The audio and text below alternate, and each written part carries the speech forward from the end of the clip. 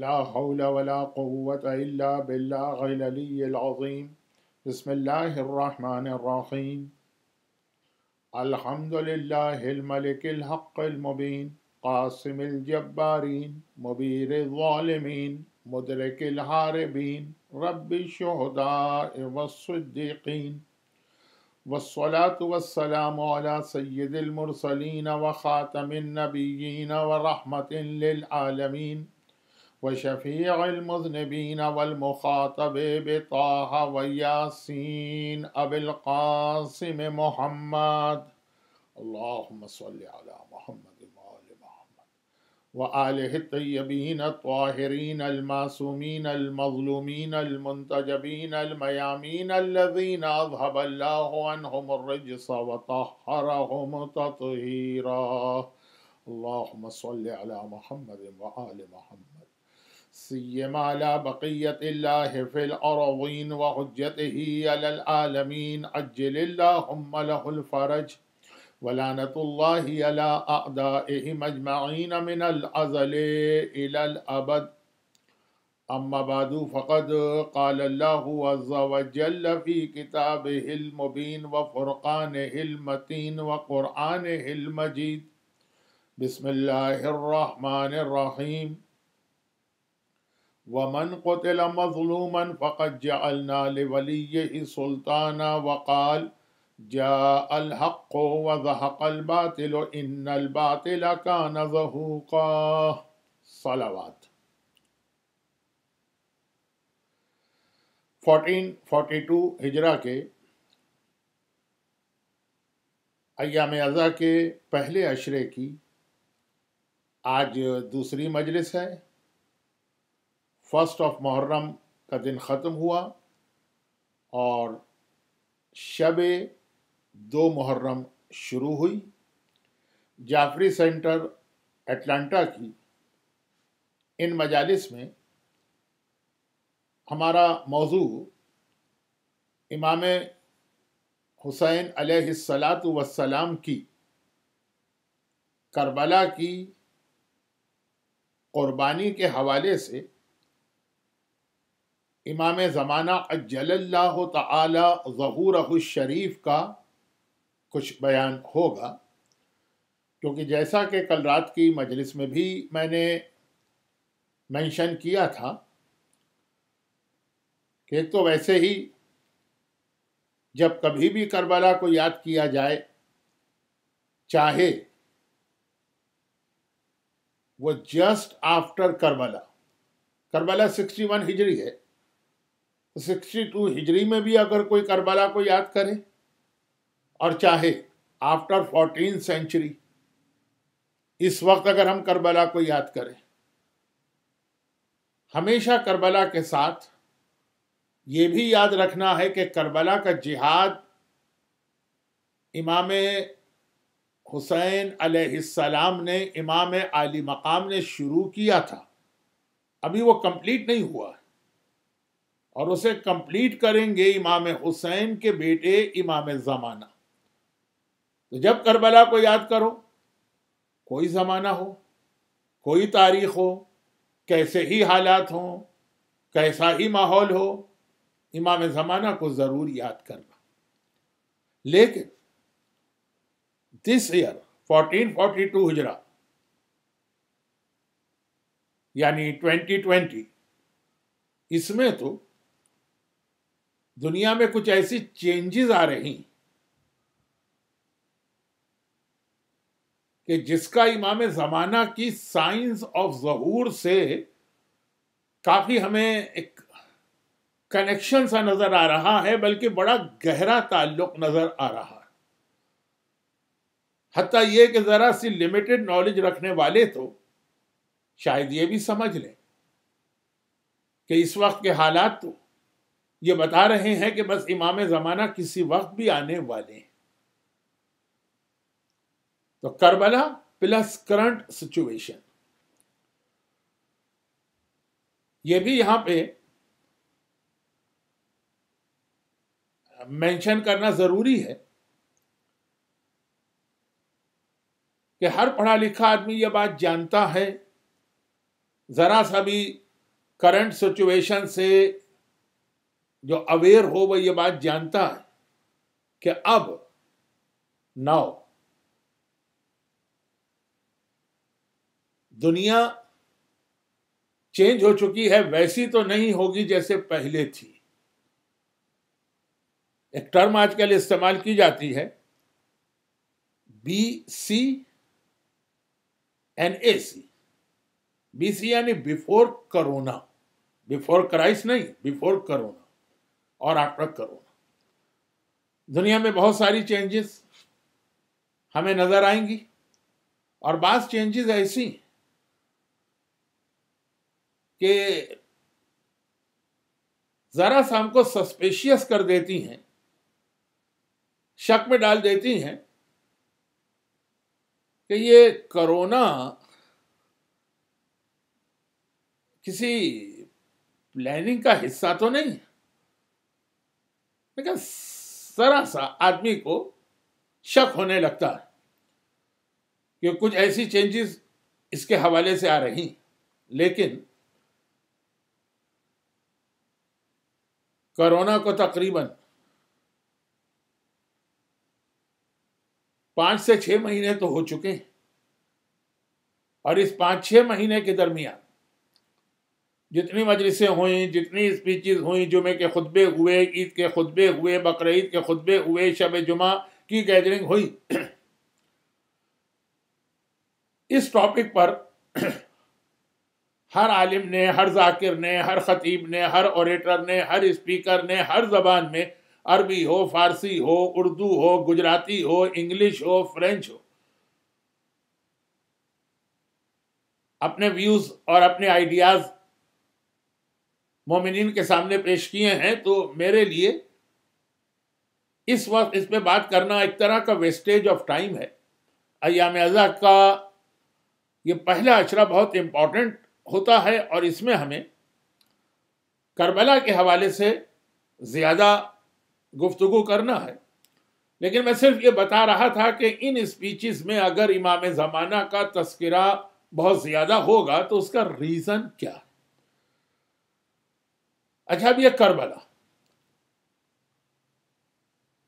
کربلا جیسا کہ کل بھی میں نے کہا تھا کہ ایسا نہیں ہے کہ اچانک ایک واقعہ ہو گیا اور کسی کے پاس کوئی چوائس نہیں تھا اسے بچنے کا. دنیا میں بہت ساری جنگیں ایسی ہوئی ہیں کہ سڈنلی شروع ہو گئی، اور حتیٰ یہ کہ جو اس میں انوالو نہیں ہونا چاہتے تھے ان کو بھی اس میں انوالو ہونا پڑا. بلکہ یہاں تک اسلامی ہسٹری کی بکس میں لکھا ہے کہ پیغمبر اسلام کے وفات کے بعد جب پہلے خلیفہ کی بیعت ہوئی تو اس کے حوالے سے بھی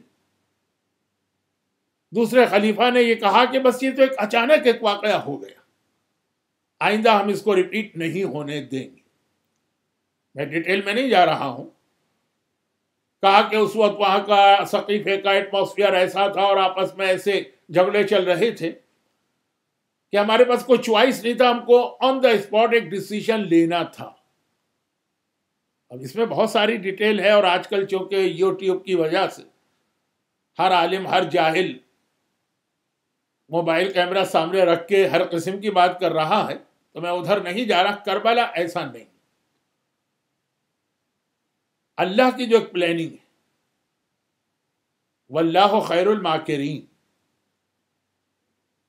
جو اللہ کی ایک پلاننگ ہے اس میں کربلا جس دن سے یہ کائنات کریٹ ہوئی ہے اس دن سے ہے، اور کربلا کی پریپریشن بھی بہت پہلے سے ہو رہی. ہمارے پاس خود کربلا کے کانٹیکس میں روایتوں پر روایتی کہ ہر نبی کو میدان کربلا میں کوئی نہ کوئی امتحان دینا پڑا ہے، ایک ٹف ٹائم فیس کرنا پڑا ہے. دنیا کا پہلا انسان جو نبی بھی ہے اور پہلا انسان بھی ہے، پہلا نبی اور پہلا انسان حضرت آدم جنت سے اس دنیا میں بھیجے گئے، اور پھر وہ وہاں سے اپنا یا غلطی کہیے، ترک اولا کہیے، اپنا ترک اولا معاف کرانے کے لیے مختلف مقدس مقامات کو ڈھونڈ رہے ہیں. خاص طور پر روایت میں ہے کعبے کو، مکے کو. اور اس دوران دنیا کے بہت سے علاقوں سے حضرت آدم کا گزر ہوا. مسجد کوفہ میں آج بھی مقام آدم ہے. جب آپ زیارت کے لیے جاتے ہیں تو وہاں پہ اعمال کرتے ہیں. تو اسی کے قریب کربلا ہے. اب اس وقت دنیا میں کوئی آبادی نہیں ہے. آبادی تو نہیں ہے تو کوئی کسی قسم کی کوئی کنسٹرکشن بھی نہیں. پوری دنیا کھلا ہوا ایک اوپن فیلڈ، ایک ڈیزرٹ. اسی میں سے ایک ڈیزرٹ میں سے گزر رہے ہیں کہ اچانک پیر میں ٹھوکر لگی اور ایسی کہ خون نکل آئے. گھبرا گئے. شاید سری لنکا سے آ رہے تھے. میں اس وقت کوئی ریسرچ پیپر تو نہیں پڑھ رہا ہوں کہ ڈیٹیل میں جاؤں. کہیں سے بھی آ رہے تھے. اتنا لمبا ٹریول کیا. یہ فرسٹ ٹائم یہ واقعہ پیش آئے. خدا بندہ یہ کیا ہوا؟ اور یہ اپنی جگہ خود حضرت آدم کا کوسچن اپنی جگہ خود ایک بہت امپورٹنٹ اسلام کا میسج کہ جب آپ کے گھر میں کوئی پرابلم آئے تو فوراً آدمی کوئی سوال کرنا ہے کہ بھائی یہ ہوا کیوں. مومن کی ایک پہچان یہ، اور فوراً چیک کرے کہ میری کسی غلطی کی وجہ سے ہوا ہے، کوئی گناہ، اور یا پھر اللہ میرا کوئی امتحان لینا چاہ رہا. یہ اپنی جگہ ایک الگ ٹاپک تو ہے، لیکن امام زمانہ کے ٹاپک میں اس لیے بھی ہے کہ امام کے آنے سے جسٹ بیفور مومنین کو بہت ہی سخت ٹرائل کا زمانہ گزارنا پڑے گا. بہت ہی ٹف ٹائم فیس کرنا پڑے گا. اس میں کچھ اپنی غلطیاں ہوں گی، کچھ اللہ وہ ان کا امتحان لے رہا ہے تاکہ ان کو پریپیئر کرے ظہور امام اور امام کی آرمی کو جوائن کرنے کے لیے. خیر، حضرت آدم نے پہلا سوال، یعنی اب میں اس کو شارٹ کروں کہ دنیا میں آنے والا پہلا انسان جو ایک معصوم ریپریزنٹیٹیو ہے اللہ کا، اسے پہلی تکلیف پہنچی اس دنیا میں. جو ترک اولا ہوا وہ جنت میں ہوا تھا. جو اپنی بیوی سے سیپریشن ہوا وہ جنت میں. اس دنیا میں آنے کے بعد پہلی تکلیف پہنچی. تو پہلا سوال یہ کیا کہ بھائی یہ تکلیف کیوں ہوئی؟ خدا بندہ کیا میں نے کوئی غلطی کی ہے، کوئی خطا کی ہے؟ آج کل پاکستان میں ایک بہت بڑا ایشو اٹھا ہے. جو آدم سے بھی زیادہ معصومہ ان کے لیے لفظ خطا. آدم نے سوال کیا خدا بندہ کوئی غلطی ہوئی ہے؟ کہا کہ نہیں آدم یہ غلطی نہیں ہوئی. یہ تو وہ زمین ہے کہ جہاں پہ آنے والے ہر معصوم کا اللہ امتحان لیتا. خدا بندہ یہ کون سی زمین ہے؟ کہا یہ کربلا، جہاں پہ تمہارے سردار کا بیٹا بھوکا اور پیاسا شہید کیا جائے گا، اس کا خون بہے گا. خدا کہہ رہا ہے تو میں نے یہ چاہا کہ تمہارا خون بھی حسین کے خون سے مل جائے. حضرت آدم نے گھبرا کے یہ سوال کیا کہ حسین جیسا معصوم اس کا خون کون بہائے گا؟ خدا نے کہا یزید. یعنی ایک طرح کی دنیا کی پہلی مجلس ہو رہی. دنیا کا اسٹارٹ، انسانیت کا، ہیومینٹی کا اسٹارٹ مجلس سے ہوا. اور یہ پہلی مجلس ہو رہی ہے جس میں تولا کا بھی پیغام دیا گیا، تولا اور تبرہ. یزید، اے آدم یزید پہ لعنت کرو. حضرت آدم نے گریہ کیا حسین کے مصائب پر، لعنت کی یزید کے ظلم. میں بہت ڈیٹیل میں نہیں جا رہا ہوں. ہر سال محرم کی کسی نہ کسی مجلس میں آپ ہر عالم سے یہ واقعات سنتے ہیں. حضرت نوح، آدم کے بعد دوسرے آدم. حضرت نوح کا تو ٹائٹل ہی سیکنڈ آدم. کشتی نوح وہ کشتی ہے جو امان ہے، پروٹیکشن ہے. جو کشتی نوح میں آ گیا وہ بچ گیا. لیکن یہ کشتی نوح پوری دنیا سمندر کے اندر غرق ہے. ایک فلڈ آیا ہوا، پانی میں بہتی چلی جا رہی ہے اور بہت ہی آرام کے ساتھ. یہ پروٹیکشن ہے، سلامتی ہے. مگر ایک مرتبہ کشتی اس طرح سے ہلنے لگی کہ ایسا لگا کہ شاید اب یہ پانی میں ڈوب جائے گی. آج کل سمندر کا ٹریول بہت کم رہ گیا ہے. زیادہ تر ایئر ٹریول ہے، وہاں بھی یہ ہوتا ہے نا. جہاز کسی ایسے ایئر پاکٹ وغیرہ سے گزرا تو خیر وہ بھی ایک واقعہ ہے آگے چل کر، اور شارٹ کر رہا ہوں کیونکہ یہ بہت مشہور واقعات ہیں۔ ایک مرتبہ کشتی نوح اس طرح سے اس پانی کے اندر ڈگمگانے لگی کہ ایسا لگا ڈوب جائے گی۔ نوح نے گھبرا کے پوچھا خدا بندہ یہ کشتی، یہ سلامتی ہے، پروٹیکشن ہے، امان ہے؟ کہا کہ ہاں اے نوح، یہ زمین ایسی ہے جہاں سے یہ کشتی اس وقت گزری، یہ کربلا کی زمین۔ نوح نے سوال کیا کہ واٹ از کربلا؟ یعنی انگلش میں نہیں سوال کیا، عربی میں بھی نہیں کیا، اپنی زبان میں کیا، خدا بندہ کربلا کیا؟ پروردگار نے ایک مرتبہ پھر وہ مجلس پڑھی جس کے اختتام پر یزید پر لعنت کا حکم نوح نبی کو ملا۔ حضرت ابراہیم کا واقعہ تو بہت مشہور ہے۔ حضرت ابراہیم تو ویسے ہی کربلا کے بہت قریب کے رہنے والے ہیں۔ وادی السلام کا قبرستان جو نجف اشرف میں ہے، پہلی بار حضرت ابراہیم ہی نے بنایا، چونکہ آج کل تو تقریباً ہر مومن مومنہ کئی بار زیارت پہ جاتا ہے کربلا کی۔ فی الحال یہ پینڈیمک کی وجہ سے رکاوٹ آئی ہے۔ انشاءاللہ دعا یہی ہے کہ خدا اس سب کو بہت جلدی ختم کر کے ہمیں دوبارہ، اور کوئی تمنا ہو کہ نہ ہو، دوبارہ کربلا کی زیارت کا موقع ملنے لگے۔ تو حضرت ابراہیم کا تو وہ علاقہ ہی تھا، گھوڑے پہ سوار ہو کے گزر رہے ہیں، گھوڑے نے ٹھوکر کھائی اس طرح کہ ابراہیم گھوڑے سے زمین کربلا پہ گرے۔ یہ پہلی شخصیت ہے جو گھوڑے سے زمین کربلا پہ گرے۔ اور اس کے بعد تو پھر آقا حسین کا پورا لشکر لے کے سر سے خون جاری ہوا۔ خدا بندہ یہ کون سی جگہ ہے، یہ کیسے ہوا، یہ گھوڑے نے ٹھوکر کیوں کھائی؟ سملر واقعات ہیں تو اس کو بیان کرنے کی اب ضرورت نہیں ہے ڈیٹیل میں۔ ابراہیم، یہاں پہ میرے حبیب کا بیٹا حسین شہید ہوگا، اس کے سر سے خون جاری ہو کے زمین پہ گرے گا، میں نے چاہا کہ تمہارا خون بھی اس کے پاک خون سے مل جائے۔ اور پھر وہی یزید کا تذکرہ، اور پھر وہی انداز مجلس، یعنی مصائب حسین پہ گریا اور یزید پہ لعنت۔ حضرت اسماعیل کا واقعہ ڈائریکٹ اسماعیل سے ریلیٹڈ نہیں، مگر وہ بھی کربلا ہے نا، کہ حضرت اسماعیل اسی علاقے میں رہتے تھے اپنے بابا کے ساتھ، جو شیپرڈ ان کے جانوروں کو روزانہ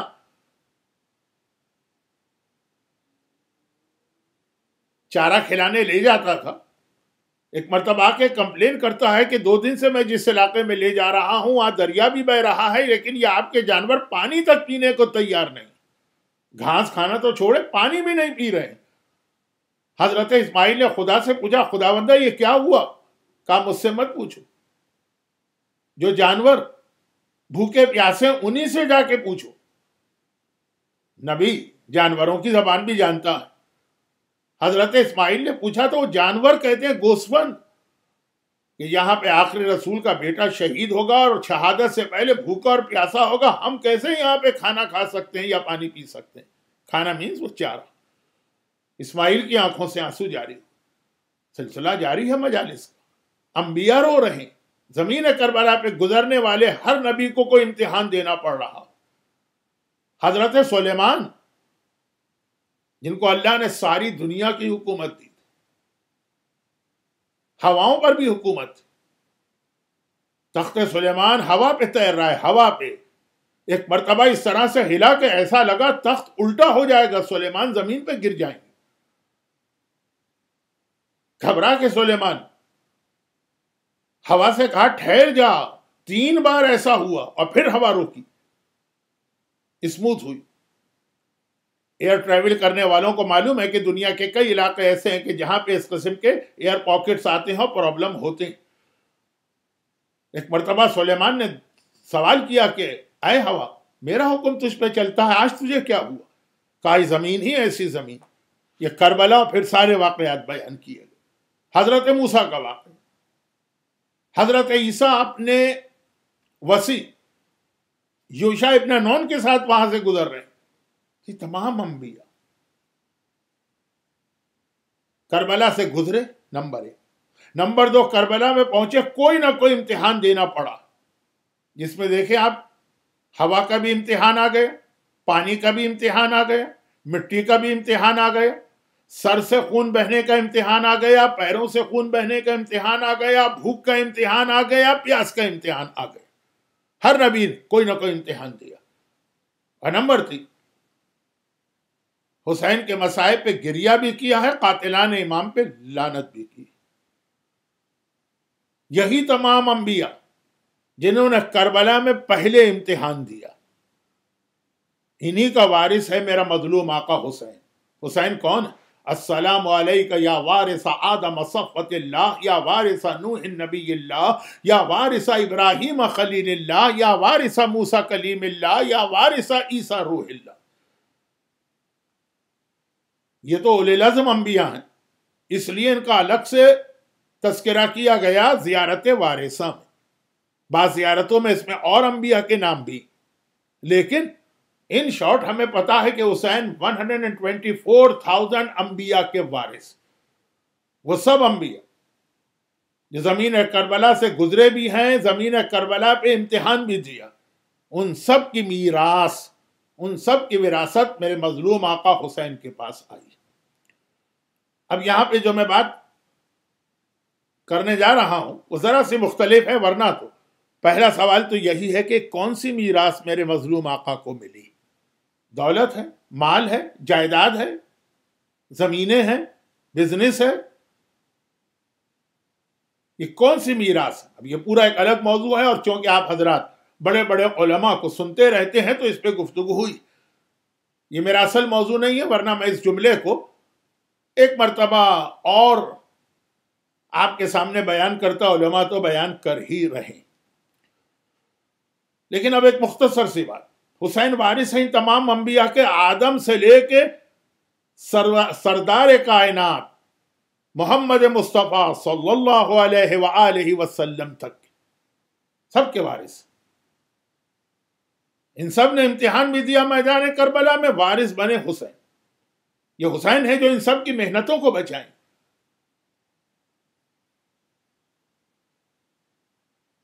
اب یہاں پہ میرا ایک سوال، میرے ایک دادا تھے، دادا یا پردادا، دادا کے والد، خاندان بہت بڑا تھا، مختلف رشتہ دار مرتے رہے اور ان کا کوئی وارث نہیں تھا، تو وہ ساری ان کی میراث، ان کی مثلا جائیداد، بطور مثال، یہ لفظ مجھے اچھا نہیں لگ رہا لیکن مثال میں تو مناقشہ نہیں ہوتا ہے، وہ سب میرے پردادا کو ملی. عموماً تو باپ کی میراث بیٹے کو، لیکن وہ باپ، چچا، ماموں، خالہ، کزن، بھائی، بہن، بھتیجے، بھانجے، مختلف رشتہ دار مرتے رہے، ان کا اپنا کوئی وارث تھا نہیں تھا، وہ ساری جائیداد آ گئی میرے دادا کے پاس. میں ان کا وارث پوتا. اب وہ دادا کو جو میراث ملی، ڈائریکٹ تو دادا کو ملی نا، مالک تو وہ بنے، لیکن ان کی وجہ سے آٹومیٹک یہ میراث مجھے مل گئی.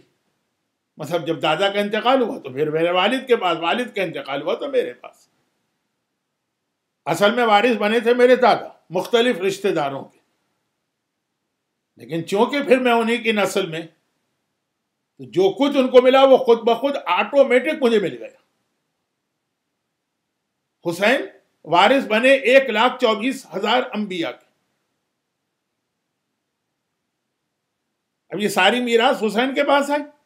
امام زمانہ حسین ہی کا بیٹا، تو خود بخود یہ ساری میراث امام زمانہ کو مل گئی. یعنی امام زمانہ آقا حسین کی وجہ سے آدم صفی اللہ کے وارث بھی ہو گئے، نوح نبی اللہ کے وارث بھی ہو گئے، ابراہیم خلیل اللہ کے وارث بھی ہو گئے، موسیٰ کلیم اللہ کے وارث بھی ہو گئے، عیسیٰ روح اللہ کے وارث بھی ہو گئے، محمد حبیب اللہ کے وارث بھی ہو گئے، علی ولی اللہ کے وارث بھی ہو گئے. سب میراث ایک طرح سے پہلے حسین کے پاس آئی، اور چونکہ وہ حسین کے بیٹے ہیں تو خود بخود یہ ساری میراث امام زمانہ کے پاس آ گئی. اچھا، میرے دادا کو ساری میراث ملی اپنے بزرگوں سے، پھر میرے دادا نے خود بھی محنت کی، کوشش کی، قربانیاں دیں، اور خود بھی بہت کچھ جمع کیا. یہ بھی مجھے مل گیا. تو میں دو طریقے سے، دوہرے طریقے سے میں وارث بنا، ان بزرگوں کا بھی جو اصل میں میرے دادا کو میراث ملی ان کی وجہ سے، اور خود جو میرے دادا نے حاصل کیا۔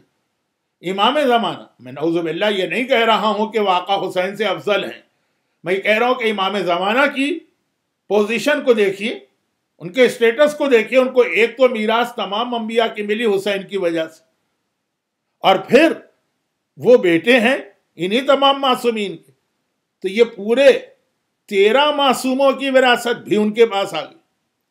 2 خصوصیتیں ان میں جمع ہو گئی۔ آقا حسین کی میں توہین نہیں کرنا چاہتا ہوں، لیکن آقا حسین کے پاس انبیاء کی میراث ہے، حسین کے بعد والے جو ہیں، چوتھے امام، چھٹے امام، یہ صرف بطور مثال میں کہہ رہا ہوں، ورنہ ہم کو تو پتا ہے کہ اولنا اوسطنا آخرنا کلنا سب کے سب محمد، پیغمبر اسلام اور مولا کائنات باقی سب سے افضل تو ہیں، لیکن باقی تمام امام برابر ہیں۔ تو آقا حسین کے پاس ایک طرف امام زمانہ کے پاس ایک طرف تمام انبیاء کی میراث آئی، اور دوسری طرف تمام ائمہ کی میراث آئی۔ اسی لیے زیارت وارثہ میں آپ جو کہتے ہیں وارث آدم اور وارث نوح، وہ سب بھی امام زمانہ ہیں، اور پھر ساتھ میں امام کی جو خصوصیت بتائی جاتی ہے تو وہ گویا ائمہ کے بھی وارث ہے۔ کیا خصوصیت بتائی جاتی ہے؟ هو صاحب الدعوة النبوية والصولة الحیدریہ والعصمة الفاطمیہ والحلم الحسنیہ والشجاعة الحسینیہ والصبر السجادیہ وآثار الباقریہ ومعاصر الجعفریہ والعلوم الکاظمیہ والحجج الرضویہ والجود التقویہ والنقاط النقویہ والہیبة العسکریہ۔ اب ادھر سے بھی ساری میراث آ رہی، نبی کی دعوت کے میراث ہیں، علی کی شان و شوکت کے میراث ہیں، فاطمہ کی معصومیت کے میراث ہیں، حسن کے حلم کی میراث ہے، حسین کی شجاعت کی میراث ہے، سجاد کے صبر کی میراث ہے، باقر کے آثار کی میراث ہے، جعفر کی قربانیوں کی میراث ہے، کاظم کے علوم کی میراث ہے، رضا کی حجتوں کی میراث ہے، تقی کے سخاوت کی میراث ہے، نقی کی پاکیزگی کی میراث ہے، عسکری کی ہیبت کی میراث ہے۔ یہ سب بھی امام زمانہ میں جمع ہو۔ تو یہ دونوں طرف کی میراث جس میں جمع ہوتی ہے اس کو کہتے ہیں امام زمانہ، جس کا ہم اور آپ انتظار بھی کر رہے ہیں، اور حالات دنیا بتا رہے ہیں کہ شاید اس کے ظہور کا زمانہ بہت قریب آ رہا۔ یہ والا جملہ تو ابھی تشریح ہوگی آئندہ مجلسوں میں، اور یہاں پہ رک کے پھر میں وہ جملہ بھی عرض کر دوں جو اس موقع پر میں بہت زیادہ کہتا رہتا ہوں۔ دیکھیے، تمام ائمہ رتبے میں برابر ہیں، البتہ اللہ کا رسول ان سب کا سردار ہے، اور مولا کائنات بھی تمام ائمہ سے افضل ہیں۔ علی خیر البشر ومن ابا فقط کفر کے ساتھ وہ والی حدیث سنی، الحسن والحسین والسیدہ شباب اہل الجنہ وابوہما خیر منہما۔ حسن و حسین جوانان جنت کے سردار ہیں، لیکن ان کے بابا ان سے بہتر ہے۔ لفظ خیر جو پہلی حدیث میں آیا خیر البشر، وہی یہاں بھی آیا، سپرلیٹو ڈگری، سب سے بہتر۔ اب جو بات مجھے عرض کرنا ہے وہ یہ کہ ان سب کے باوجود، یعنی تمام ائمہ افضل برابر ہیں، اور مولا باقی تمام ائمہ میں سب سے افضل ہیں سوائے رسول خدا کے، اور خود رسول خدا تو سب سے افضل۔ مگر کیا وجہ ہے کہ ان معصومین کے زمانے کا مومن، آج کا نہیں، ان اپنے زمانے کی حجت خدا اور اپنے زمانے کے معصوم کی زیارت کر رہا ہے، لیکن تڑپ رہا ہے آخری امام کی زیارت کے لیے؟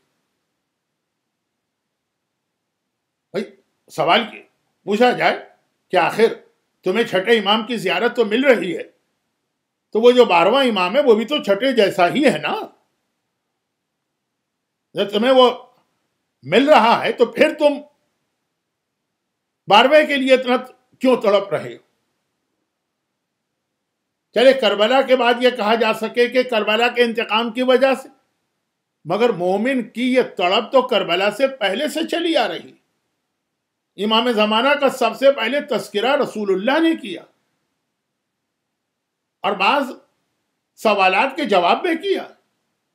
مولا کائنات نے کتنی بار امام زمانہ کا ذکر کیا، کیونکہ ان کے زمانے کا مومن بھی پوچھ رہا ہے کہ یا امیر المومنین وہ آخری کب آئے گا. اس کی وجہ وہی ہے جو ابھی میں نے بتائی کہ تمام انبیاء اور تمام ائمہ کا وارث ہے وہ امام زمانہ. اس کو اب میں دوسرے انداز سے سمجھاتا ہوں. صواعق محرقہ، میں اردو میں نام لے رہا ہوں. الصواعق المحرقہ، الف لام وغیرہ کی بحث کو چھوڑیے. اس کی ایک بہت مشہور حدیث ہے، علماء سے آپ سنتے رہتے ہیں، برکت کے لیے مجھ سے بھی سن لیجئے. اگرچہ میں تو اس کو بالکل سمپل وے میں بتاؤں گا، علماء تو اپنے مخصوص انداز میں ذرا سا مومنین کرام تھوڑا سا اور زیادہ ان کا دل خوش ہو جائے. میں سیدھے سادے انداز میں، اس لیے کہ بہرحال فضائل علی تو جس طرح بھی پڑھے جائیں مومن کا دل خوش ہونا چاہیے. حدیث یہ ہے کہ ایک بار رسول خدا حضرت عائشہ کے حجرے میں بیٹھے تھے اور ساتھ میں مولا بھی تھے کہ اتنے میں بیٹی کے گھر میں باپ بھی آ گیا، یعنی حضرت ابو بکر بھی اپنی بیٹی سے ملنے آ گئے. اب ایک حجرے میں یہ چار جمع ہو گئے ہیں. جب چار جمع ہو گئے، آپس میں باتیں ہو رہی ہیں، کبھی یہ ان سے بات کرے، وہ ان سے بات کرے، وہ ان سے بات کرے. حضرت عائشہ نے ایک عجیب بات یہ محسوس کی کہ میرا بابا کسی سے بھی بات کرے اس کے نگاہیں علی کے چہرے پہ رہتی. بھئی ٹھیک ہے، علی سے بات کر رہے ہیں، علی کو دیکھیں تو سمجھ میں آتا ہے. مجھ سے بات کر رہے ہیں، دیکھ علی کو رہیں. رسول اللہ سے بات کر رہے ہیں، دیکھ علی کو رہیں. بیٹی نے کہا بابا یہ آخر کس لیے؟ تو حضرت ابو بکر نے جواب دیا کہ بیٹی میں نے خود اپنے کانوں سے پیغمبر کو یہ کہتے سنا ہے کہ النظر الی وجہ علی عبادہ، علی کے چہرے کو دیکھنا، علی کے چہرے کی زیارت کرنا وہ ایک عبادت. تو بس میرا دل چاہتا ہے کہ بات کچھ بھی ہو لیکن عبادت کا سلسلہ مسلسل جاری رہے. حضرت عائشہ نے مسکرا کے کہا کہ بابا آپ نے تو صرف اتنا ہی سنا ہے، میں نے تو رسول اللہ کو یہ کہتے بھی سنا ہے کہ ذکر و علی عبادہ، علی کا ذکر بھی کر لو تو وہ ایک عبادت ہے. پیغمبر اسلام نے باپ بیٹی کی گفتگو سنی، وہیں تشریف فرما. تو پیغمبر بھی مسکرائے اور کہا کہ میں نے صرف اتنا ہی نہیں کہا ہے، میں نے تو یہاں تک کہا ہے کہ حب و علی عبادہ، دل میں علی کی محبت رکھو، یہ بھی ایک عبادت ہے. یعنی جتنی دیر تمہارے دل میں علی کی محبت ہے عبادت کا سلسلہ جاری. دیکھیں چہرے کو دیکھنا وہ تو 24 گھنٹے نہیں ہو سکتا ہے، ذکر تو 24 گھنٹے نہیں ہو سکتا. آپ سوئیں گے بھی، آپ کھانا بھی کھائیں گے، آپ دیگر کام بھی کریں گے. محبت دل میں اگر ہو تو محبت وہ چیز، آپ جاگ رہے ہیں تب بھی دل میں محبت ہے، آپ سو رہے ہیں تب بھی دل میں محبت ہے، آپ واقعان علی کا ذکر کر رہے ہیں تب بھی محبت ہے، آپ کھانا کھا رہے ہیں تب بھی محبت ہے، آپ گھر کے کاموں میں لگے ہیں تب بھی محبت ہے، آپ صحت مند ہیں تب بھی دل میں محبت ہے، آپ بیمار ہیں تب بھی دل میں محبت ہے. محبت علی کو عبادت قرار دے کر یہ کہا کہ 24 گھنٹے بغیر کسی غیب کے ہونے والی عبادت علی کی محبت. اور اگر ہم پیغمبر کی ان 3 حدیثوں پہ غور کریں تو ہم کو ایسا لگ رہا ہے کہ اللہ کا رسول پوری تاریخ اسلام قیامت تک کی بیان کر رہا، پوری تاریخ اسلام. کیونکہ اگر پیغمبر اتنا کہہ کے خاموش ہو جاتے کہ علی کے چہرے کی زیارت عبادت ہے، تو جو علی کے بعد والے تھے کیا وہ ایک کمپلین نہ کرتے کہ یا رسول اللہ، اللہ عادل ہے، آپ عادل خدا کے عادل نمائندے. ایک عام باپ کے لیے یہ حکم ہے کہ اپنی اولاد میں فرق نہ کرو، تو آپ نے یہ فرق کیوں کر دیا کہ جو آپ کے زمانے کے ہیں ان کو تو عبادت کا ثواب دلوا دیا، ہم تو بعد میں پیدا ہوئے اور اپنی مرضی سے تو بعد میں نہیں پیدا ہوئے، اللہ نے بعد میں پیدا کیا تو اس لیے ہم بعد میں پیدا ہوئے. اگر ہم سے پوچھا جاتا کب پیدا ہونا چاہتے اور ہم کہہ دیتے کہ نہیں علی کے بعد پیدا ہونا چاہتے ہیں، تو پھر تو ہمیں کمپلین کا حق نہیں تھا کہ ہم زیارت کے ثواب سے محروم. ہم سے تو پوچھا ہی نہیں گئے. آپ جو عبادت لے کر آئے اس کا ثواب آپ نے ہر کلمہ گو کو دیا، چاہے آپ کے زمانے میں ہو چاہے بعد میں ہو. نماز ہو کہ روزہ ہو کہ قرآن ہو کہ کعبہ ہو کہ حج. یہ چہرہ علی کی زیارت تو وہی لوگ کر سکیں گے جو علی کے زمانے میں. ہمارا قصور کیا کہ ہم محروم ہیں؟ تو عادل خدا کا عادل نمائندہ رسول مسکرا کے کہے گا کہ تم بھی محروم نہیں. اگر علی کے زمانے والے علی کے چہرے کی زیارت کر کے عبادت کا ثواب لے رہے ہیں تو ذکر و علی نے عبادت، علی کا ذکر بھی عبادت ہے. تم بعد میں آئے ہو تو علی کا ذکر کر لو، وہی عبادت کا ثواب ملے. لیکن پھر وہ لوگ سامنے آتے جو حجاج ابن یوسف جیسے ظالم، جو یزید جیسے ظالم، جو اس سے پہلے والے ظالم، جو اس کے بعد والے ظالم، جو متوکل جیسے ظالم، جو صدام جیسے ظالموں کے زمانے میں پیدا ہوئے، جہاں ذکر علی پر بھی پابندی تھی.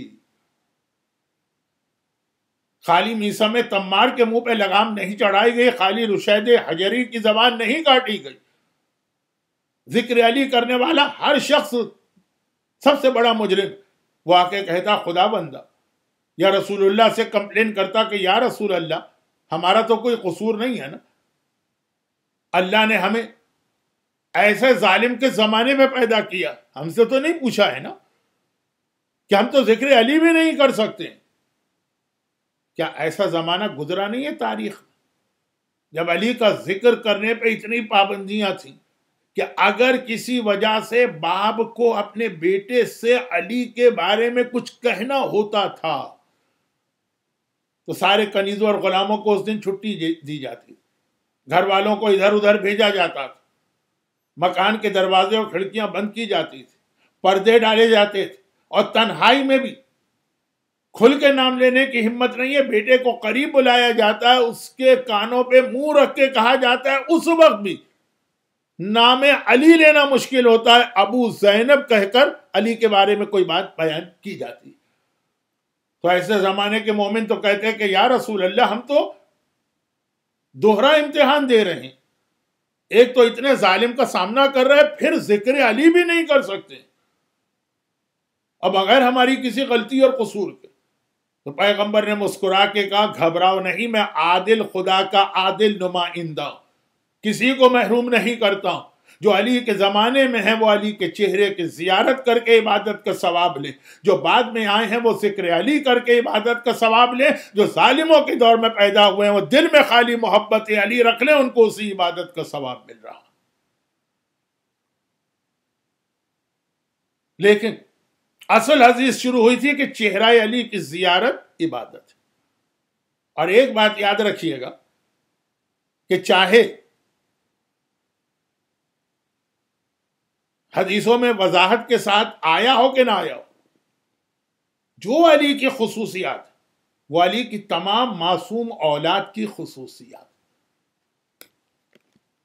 میراث کی بات ہو رہی ہے تو جو دنیاوی میراث ہے وہ تو علی کی ہر اولاد کو برابر سے ملے گی. جتنا حصہ حسن کو ملے گا اتنا ہی حصہ محمد حنفیہ کو ملے گا. لیکن جو فضائل کی میراث ہے وہ علی کی تمام معصوم اولاد میں جائے گی. علی افضل ہیں اپنے باقی 11 بیٹوں سے. لیکن جو فضیلتوں والی بات، یعنی اگر علی کی محبت عبادت ہے تو حسن مجتبیٰ کی محبت بھی عبادت ہے، چھٹے امام کی محبت بھی عبادت ہے، 11ویں امام کی محبت بھی عبادت. کوئی یہ بحث نہ کر کہ روایت میں تو علی کی محبت لکھا ہے، 10ویں امام کی محبت تو نہیں لکھا.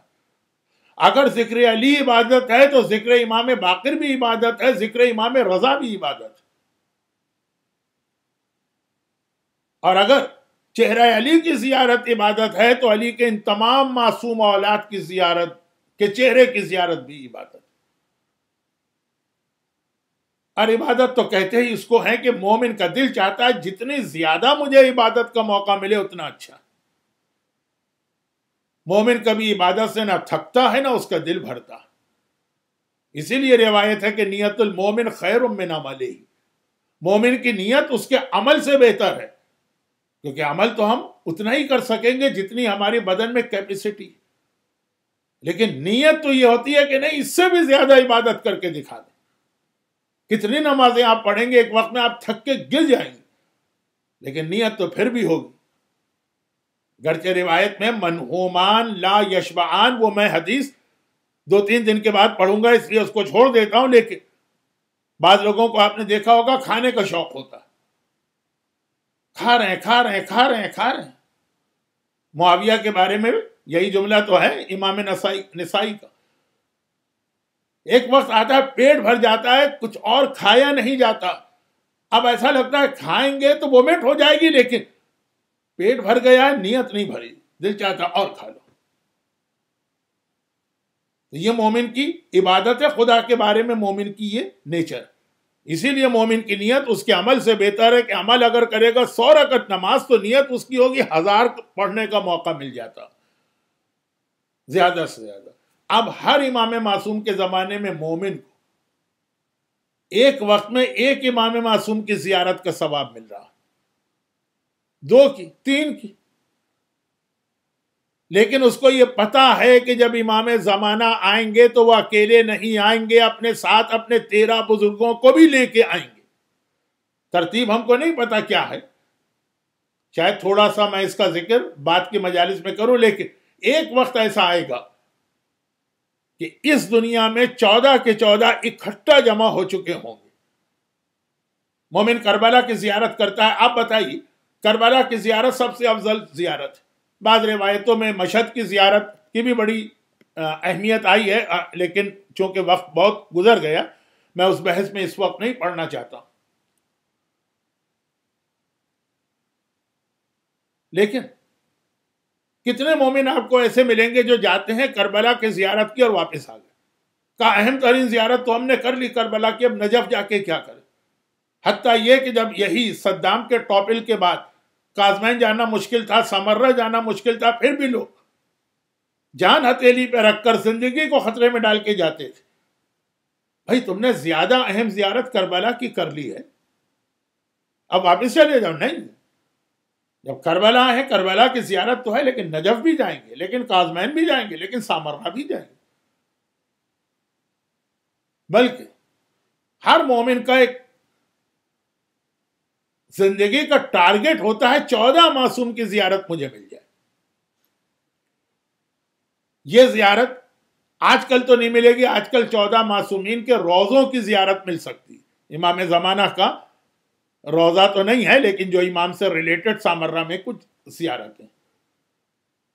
لیکن ایک وقت یقیناً آئے گا جب پورے 14 ایک وقت میں اس دنیا میں ہوں گے. جب سے یہ دنیا کریٹ ہوئی ہے اس وقت سے لے کر رجعت کے زمانے تک کوئی پیریڈ ایسا نہیں آیا جب پورے 14 کی زیارت ایک ساتھ مل گئی. کیا رسول اللہ کے زمانے کے صحابیوں کو ملی؟ نہیں. کیا مولا کے زمانے کے صحابیوں کو ملی؟ جی نہیں. یہ صرف ملے گی امام زمانہ کے دور میں جب پورے 13 معصوم بھی واپس آ چکے ہوں گے. مومن کے لیے اس سے زیادہ خوشی کی کوئی بات نہیں ہے. میں خوشی کا لفظ استعمال کر رہا ہوں، برکت میں نے نہیں کہا. جیسے کہ خود معصوم کی زیارت نعوذ باللہ کوئی برکت نہ ملے پھر بھی مومن جائے گا، جان خطرے میں پڑے پھر بھی جائے گا. مجھے ایک روحانی خوشی ہوتی وہ صرف امام زمانہ کے آنے کے بعد، کیونکہ وہ تمام ائمہ کے وارث. تو یہ میراث ان معنوں میں بھی ہے کہ آپ کو تمام ائمہ کی خصوصیات ایک جگہ جمع مل جائیں گی. کس میں؟ امام زمانہ میں. اور تمام ائمہ کی زیارت ایک ساتھ مل جائے گی. کب؟ جب امام زمانہ آئیں گے. یہی وجہ ہے کہ مولا علی کی زیارت کرنے والا بھی تڑپ رہا امام زمانہ کے لیے. نعوذ باللہ وہ امام زمانہ کو مولا علی سے افضل نہیں کہہ رہا، وہ اس لیے تڑپ رہا ہے کہ مولا علی کے زمانے میں اس کو صرف 3 معصوموں کی زیارت مل رہی، اور امام زمانہ کے دور میں اس کو 14 معصوموں. 14 ان معنوں میں کہ خواتین کو، یا جو واقعاً صحیح سید ہیں فاطمہ کے بیٹے ہیں، باقی جو غیر سید ہیں تو 13 معصوم. لیکن یہ تو امام زمانہ کے آنے کی ایک برکت، اور جو آقا حسین میدان کربلا میں ہر نبی نے امتحان دیا، پھر زیارت وارثہ میں آقا کو ہر ایک کا وارث کہا گیا. پھر امام زمانہ حسین کے بھی وارث ہیں، اس لیے اتنی ساری بات میں نے کہہ دی. اب یہاں پہ ایک آخری بات اور عرض کروں، اور باقی چیزیں انشاءاللہ کل کی مجلس میں آئیں گی. اور وہ یہ کہ ہم اور آپ جو مجلس کا آخری حصہ بن گئے، معصومین کی زیارت، مولا علی کی زیارت، آقا حسین کی زیارت، تمام معصومین کی زیارت.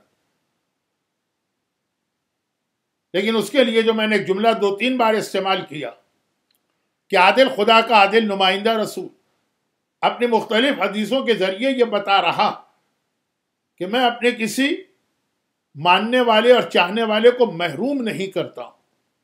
یہ زیارت کا مسئلہ تو ایک ایسا مسئلہ کہ جب امام زمانہ آئیں گے تب تو ہمیں ہر ایک کی زیارت ملے گی، لیکن فرض کیجئے اس وقت پہلے یہ جو اس وقت بیماری، وبا، پینڈیمک پھیلی ہوئی، اب تو ہم اس وقت روزوں کی زیارت بھی نہیں کر پا رہے ہیں. محروم نہیں، کہ یہ وہ ائمہ طاہرین ہیں جن کی سخاوت کا دسترخوان نہیں، کرم کا دسترخوان. یہ کریم ابن کریم ایسا کہ ہماری مجبوریوں کو دیکھ رہے ہیں اور سارا اجر و ثواب ہم کو دلوا رہے ہیں.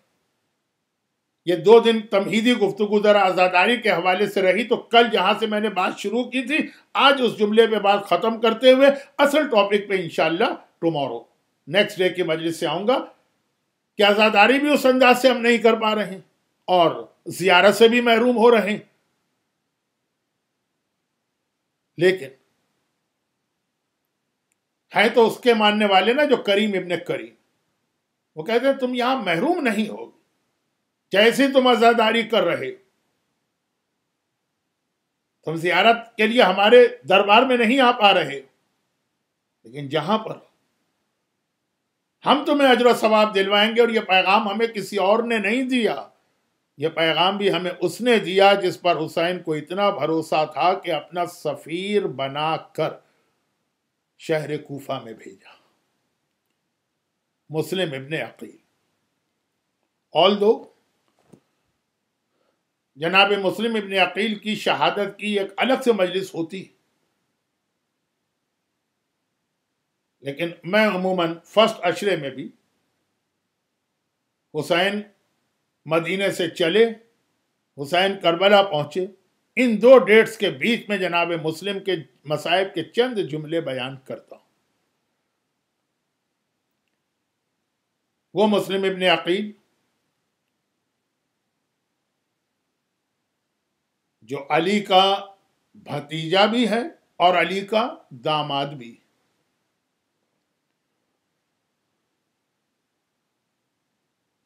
جس طرح علی کی اولاد ایسی کہ جس کی مثال زمانے بھر میں نہ ملے، اسی طرح علی نے اپنی بیٹیاں بھی ایسے ہی گھرانوں میں دی جو اپنی جگہ بے مثال تھے. جنگ صفین میں جناب مسلم ابن عقیل کے جہاد کی جو کیفیت بتائی گئی،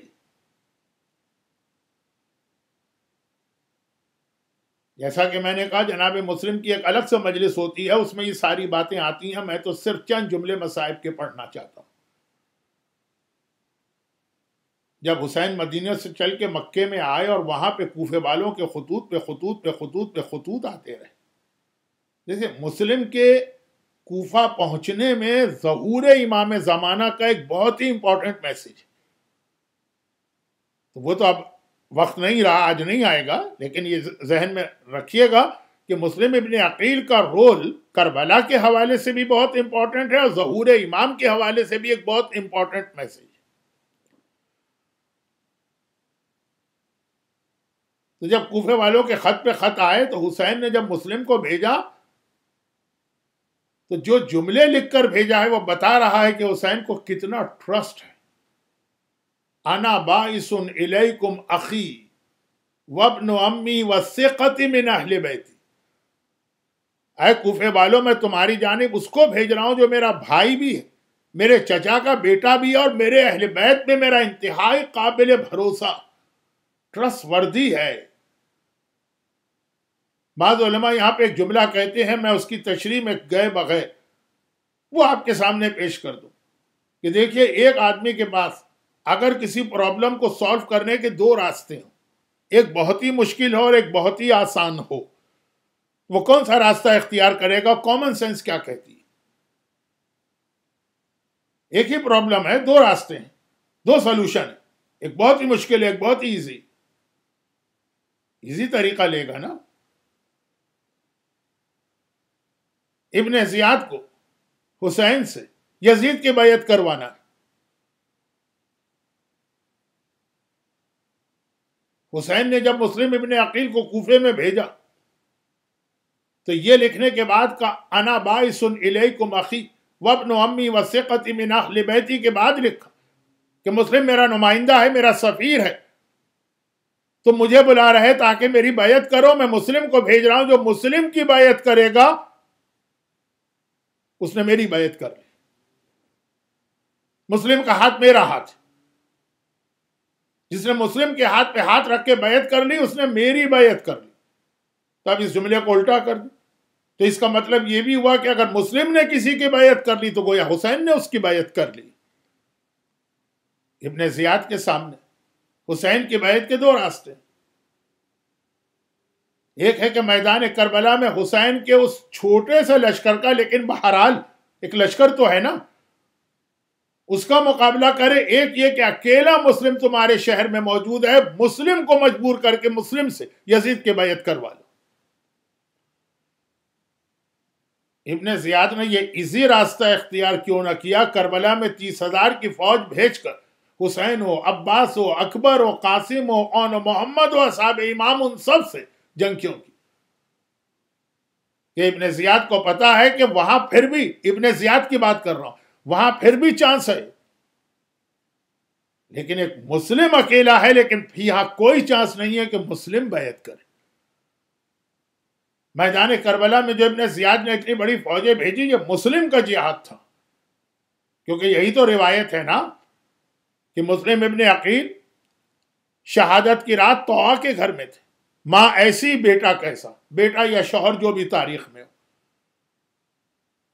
ماں اپنے گھر میں پناہ دے رہی، آقا آپ کہاں کوفے کی گلی میں بیٹھے، آئیے میرے گھر میں، اور بیٹا ساری رات مسلم کو ڈھونڈنے کے بعد انعام کے لالچ میں صبح آتا ہے، پتہ چلتا ہے کہ یہ تو خود میرے گھر میں۔ ابن زیاد کو اطلاع کرتا ہے، ابن زیاد کی جانب سے فوجیں آتی ہیں، مسلم نے فوجوں کے آنے کی آوازیں سنی، تلوار ہاتھ میں لے کے گھر سے نکل رہے ہیں، تو آج تڑپ گئی۔ گھر میں بیٹھنے والی عورت ہے، مگر اتنی سمجھ تو اس کے پاس بھی ہے، تڑپ کے کہا آقا آپ کہاں جا رہی ہیں؟ وہاں تو آپ کھلے میں اکیلے ہوں گے، دشمن کے لیے آپ پہ قابو پانا آسان ہوگا، میرے گھر میں رہیے، یہاں پھر بھی آپ مقابلہ کر سکیں گے۔ عجیب جواب دیا اس ہاشمی شہزادے نے، کہا کہ اے طوٰ، اگر میں تیرے گھر میں بیٹھ کے جنگ کرتا رہا تو یہ بے حیا فوج تیرے گھر میں داخل ہو جائے گی، میری غیرت برداشت نہیں کر سکتی کہ میری وجہ سے تیری بے احترامی ہو، تیری بے پردگی ہو۔ اے مسلم ابن عقیل، کوفے میں رہنے والی ایک عام مومنہ جو پہلے کنیز تھی، اس کے پردے کا اتنا خیال، ذرا کربلا کے میدان کے شام غریبہ آئیے اور آ کر دیکھیے کہ محمد کی نواسیاں، علی اور فاطمہ کی بیٹیاں، حسین کا حرم کس طرح سے خیمے جل رہے ہیں، اور وہ بے مقنا و چادر کے نامحرموں کے درمیان آ رہی ہیں۔ اور مسلم نے وہ جہاد کیا جو کربلا کے جہاد سے بڑھ گئے، کربلا کے جہاد سے بڑھ گئے۔ کربلا میں مجاہد جاتا ہے لیکن اس کو سپورٹ کرنے کے لیے پورا لشکر، مسلم اکیلا ہے، مسلم تنہا ہے، مسلم کا کوئی ساتھ دینے والا نہیں، لیکن اللہ ایسا جہاد کیا علی کے اس داماد نے کہ ابن زیاد کی فوجوں کا سالار محمد ابن اشعث ابن قیس بار بار ابن زیاد کو کانٹیکٹ کرتا ہے، اور فوج بھجواؤ، اور فوج بھجواؤ، اور فوج بھجواؤ۔ ابن زیاد غصے میں آ گیا، فرسٹریٹڈ، ایک آدمی کو گرفتار کرنے کے لیے کتنی فوجیں چاہیے، میں نے پورے کوفے کی فوجیں بھیج دی۔ محمد ابن اشعث جس کی بہن جعدہ نے امام حسن کو زہر دیا تھا، ایک بار عجیب جملہ کہتا ہے کہ اے ابن زیاد، تو نے کوفے کے کسی بنیے یا بقال کو گرفتار کرنے کی ذمہ داری نہیں دی، یا ہاشمی شہزادے کو گرفتار کرنا، یہ ساری فوجوں کے بعد بھی اگر میں اسے گرفتار کر سکا تو غنیمت سمجھنا، اور واقعاً کہاں گرفتار کر سکا، دھوکے سے گڑھا کھودا، جنگ کرتے کرتے مسلم کو ادھر لے کے گڑھے میں گرایا۔ کربلا میں ایک آقا حسین کے علاوہ باقی جتنے بھی مجاہدوں نے جہاد کیا، تیروں کا سامنا کیا، تلواروں کا سامنا کیا، برچھیوں کا سامنا کیا، نیزوں کا سامنا کیا، لیکن مسلم نے ان تمام کے ساتھ ساتھ کوفے کے مکانات کی چھت پہ جو عورتیں ہیں وہ پتھر بھی پھینک رہی ہیں، گرم پانی بھی مسلم پہ کھولتا ہوا پانی گرا رہی، اور وہ بھی پھر بھی جا کے دھوکے سے گرفتار ہوا۔ ابن زیاد کے دربار میں قیدی بنا کے لے جایا گیا۔ ابن زیاد کے دربار میں کربلا کا کوئی مجاہد قیدی بن کے نہیں گیا ہے، یہ امتحان بھی مسلم کو دینا تھا۔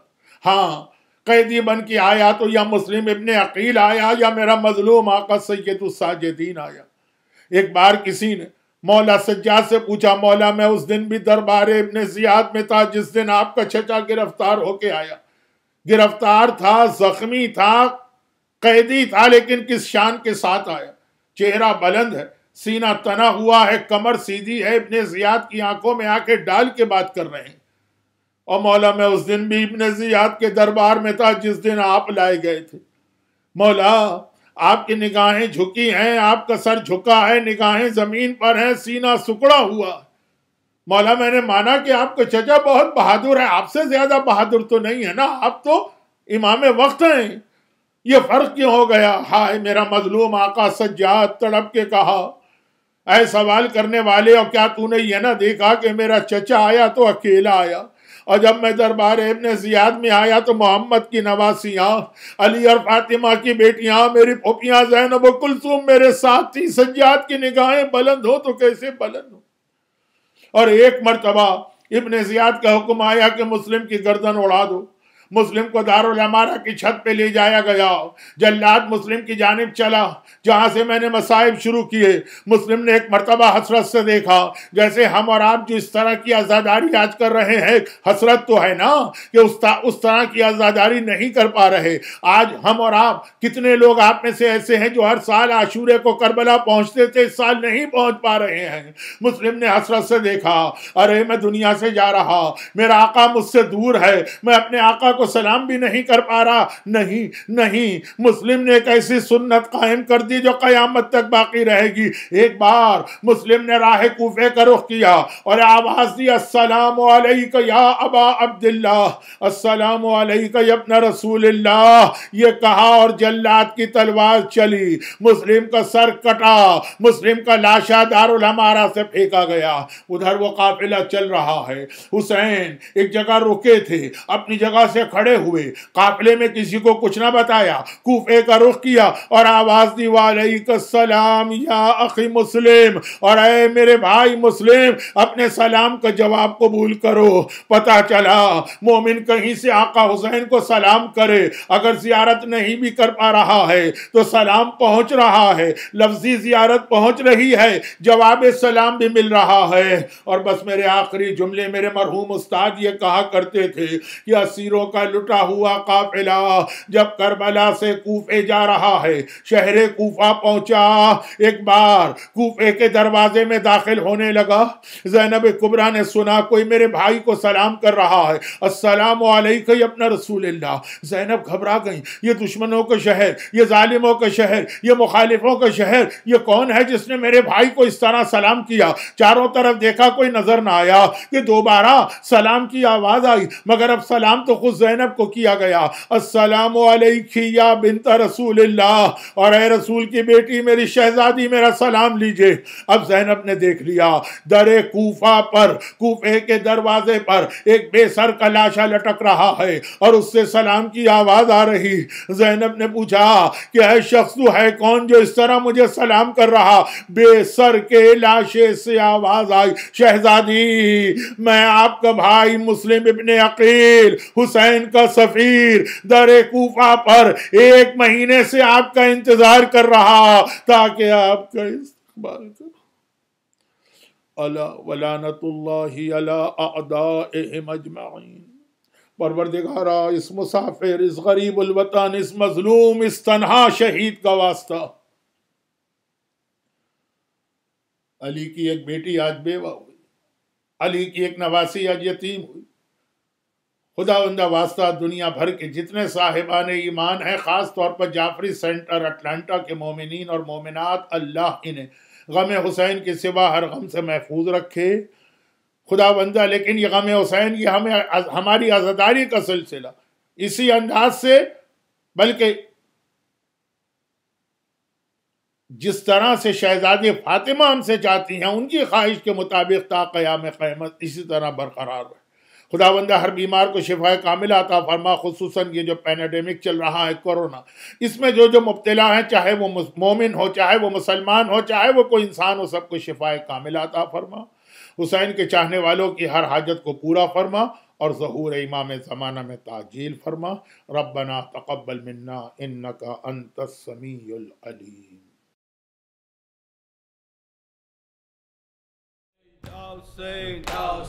فرماتے تھے حبیب خدا شاہ مشرقین حسین منی وانا من الحسین حسین منی وانا من الحسین. اترا جو آسمان سے محضر بصور سے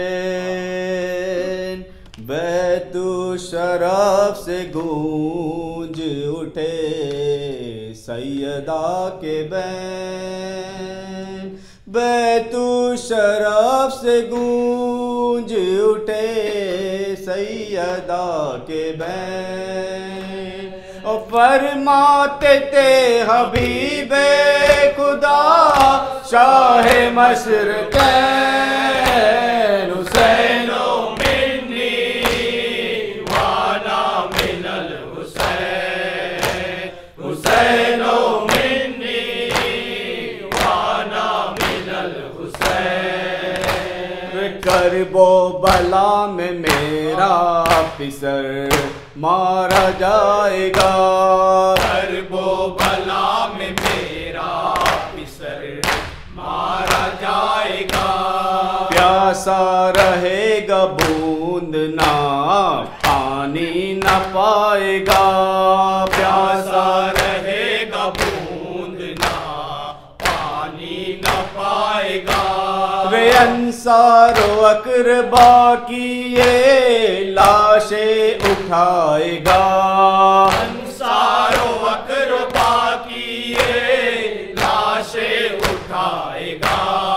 اسلام کو بچائے گا میرا یہ نور عین حسین منی وانا من الحسین حسین منی وانا من الحسین. دیکھے گا ایک دن میں اکہتر کی لاش کو. دیکھے گا ایک دن میں اکہتر کی لاش کو. کھڑی الجواں پسر علی اکبر کی لاش کو. کھڑی الجواں پسر علی اکبر کی لاش کو. دریا پہ چھوڑ دے گا برادر کی لاش کو. دریا پہ چھوڑ دے گا برادر کی لاش کو. میری طرح یہ رکھے گا ایمان کی زیب و زین حسین منی وانا من الحسین حسین منی وانا من الحسین. ہنس کر سہے گا یہ ہر ایک رنج و ملال کو. ہنس کر سہے گا یہ ہر ایک رنج و ملال کو. جھولے سے لے کے جائے گا بانوں کے لال کو. جھولے سے لے کے جائے گا بانوں کے لال کو. پانی مگر نہ دے گا کوئی نونہال کو. پانی مگر نہ دے گا کوئی نونہال کو. پیاسا ہی مارا جائے گا اصغر سا نور عین حسین منی وانا من الحسین حسین منی وانا من الحسین. سر سب سے آگے نیزے پر ہوگا حسین کا. سر سب سے آگے نیزے پر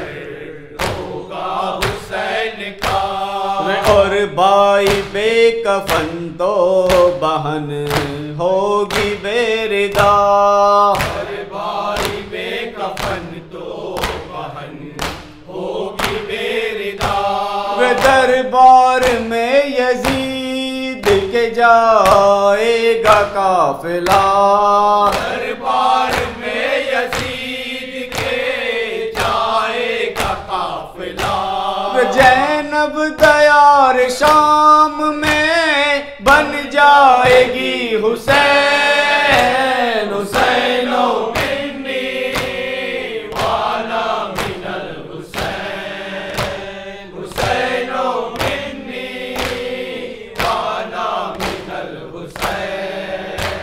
یہ محسن یہ سن کے فاطمہ زہرا ہوئی ملول، محسن یہ سن کے فاطمہ زہرا ہوئی ملول، روح الامی پکاریں گے کہہ دیجئے رسول، روح الامی پکاریں گے کہہ دیجئے رسول، ایک قوم خلق ہوگی نا انداز بوئے تو، ایک قوم خلق ہوگی انداز بوئے تو، تابا ابد جو روئے گی کہہ کر حسین حسین، حسین و منی وانا من الحسین، حسین و منی وانا من الحسین، یا حسین یا حسین۔ سلام وعدہ نبھانے،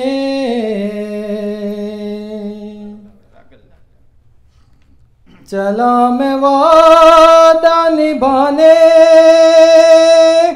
سلام ماں کے مزار،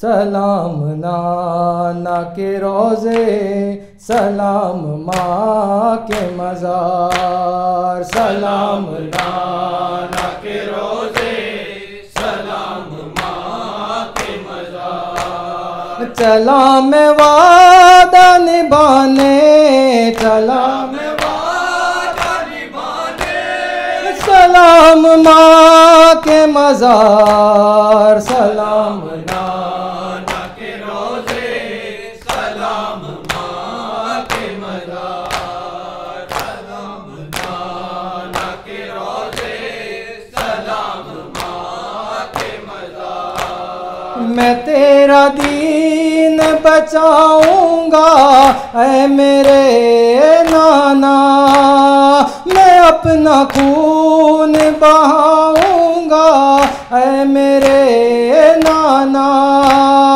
حسین جاتا ہے مرنے، حسین جاتا ہے مرنے، سلام ماں کے مزار، سلام نانا کے روزے، سلام ماں کے مزار، سلام نانا کے روزے، سلام ماں کے مزار، میری سری کے سفر بن کے ساتھ چل اماں، سفر پہ جاتا ہوں کپڑے میرے بدل اماں، لباس خلد سجا دے، لباس خلد سجا دے، بدن پہ پھر کی بار، سلام نانا کے روزے، سلام ماں کے مزار، سلام نانا کے روزے، سلام ماں کے مزار، دعا کرو کوئی سر پہ ردا نہ ہو اماں، نماز سو کے سعادت قضا نہ ہو اماں، نہ آئے میرے چمن پہ، نہ آئے میرے چمن پہ ستم کی گرد و غبار، سلام نانا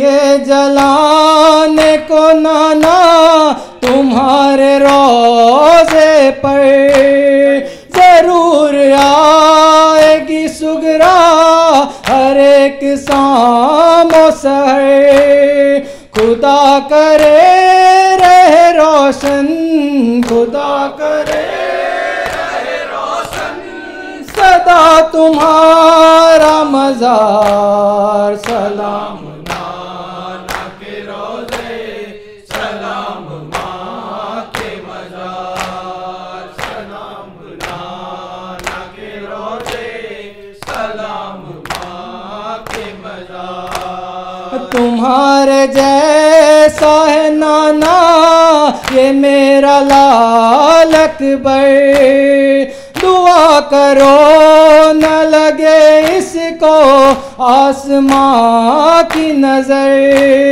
لٹے نہ دور وطن سے لٹے نہ دور وطن سے ہمارے دل کا قرار سلام نانا کے روزے سلام ماں کے مزار سلام نانا کے روزے سلام ماں کے مزار ایک پھول تو ایسا ہے جو کھلا بھی نہیں نہ پائے پانی تو کر سکتا وہ گلا بھی نہیں وہ جس کے دہن سے آتی وہ جس کے دہن سے آتی ہے دودھ کی مہکار سلام نانا کے روزے